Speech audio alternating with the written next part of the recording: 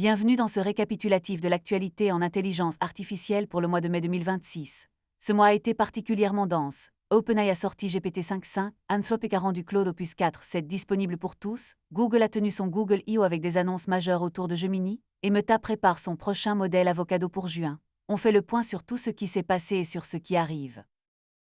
OpenAI a lancé GPT-5.5 le 23 avril 2026, et c'est devenu le nouveau modèle par défaut de ChatGPT.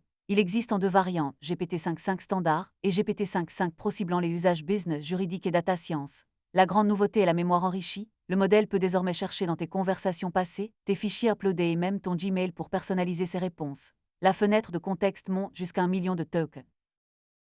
Du côté d'Anthropic, Claude Opus 4.7 est maintenant généralement disponible. C'est une amélioration notable par rapport à Opus 4.6, notamment sur les tâches d'ingénierie logicielle les plus difficiles. La vision a été fortement améliorée avec une résolution d'image bien supérieure. Le modèle est également plus performant sur la rédaction professionnelle, la création d'interfaces et de documents. Anthropic a aussi étendu les capacités des agents autonomes capables de gérer des workflows de longue durée dans la finance.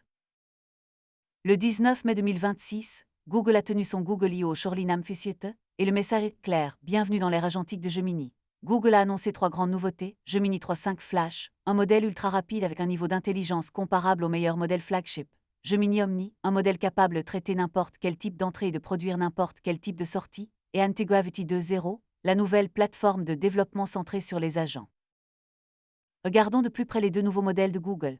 Gemini 3.5 Flash combine la rapidité habituelle de la gamme Flash avec une intelligence qui rivalise avec les meilleurs modèles flagship de Google, en surpassant Gemini 3.1 Pro sur les benchmarks de code et d'agents. Gemini Omni est encore plus ambitieux. C'est un modèle universel capable de prendre n'importe quelle entrée texte, image, audio, vidéo et de produire n'importe quelle sortie dans ces mêmes modalités. Une version allégée Gemini Omni Flash.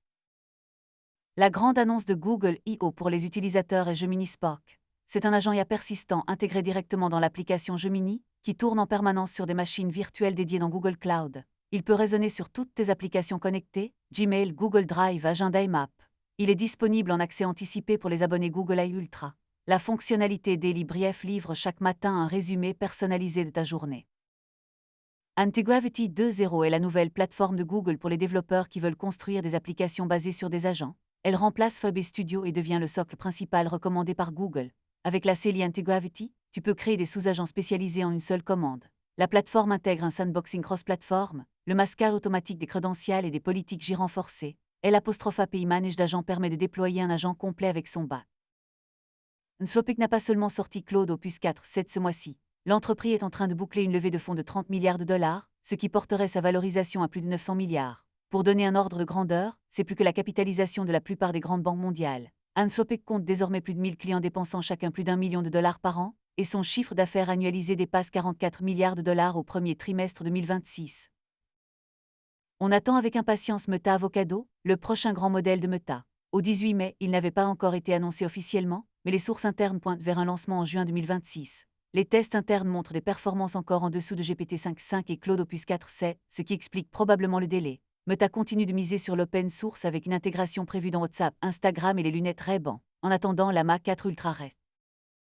Voici la comparaison directe entre GPT-5.5 et Claude Opus 4.7. Sur Terminal Bench 2.0, GPT-5.5 obtient 82,7% contre 69,4% pour Claude Opus 4.7.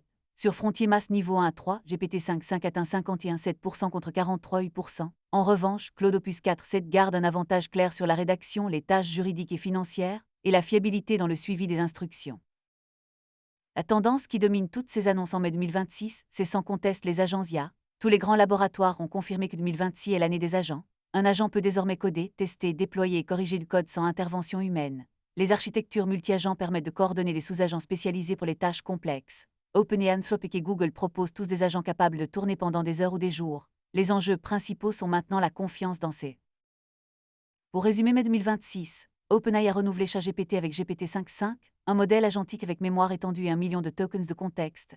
Anthropic a sorti Claude Opus 4, c'est en disponibilité générale et élève 30 milliards à une valorisation de 900 milliards. Google a dominé l'actualité avec Google I.O., Gemini 3.5 Flash, Gemini Omni, Gemini Spark et Antigravity 2.0, Meta prépare Avocado pour juin, et la tendance agent automne.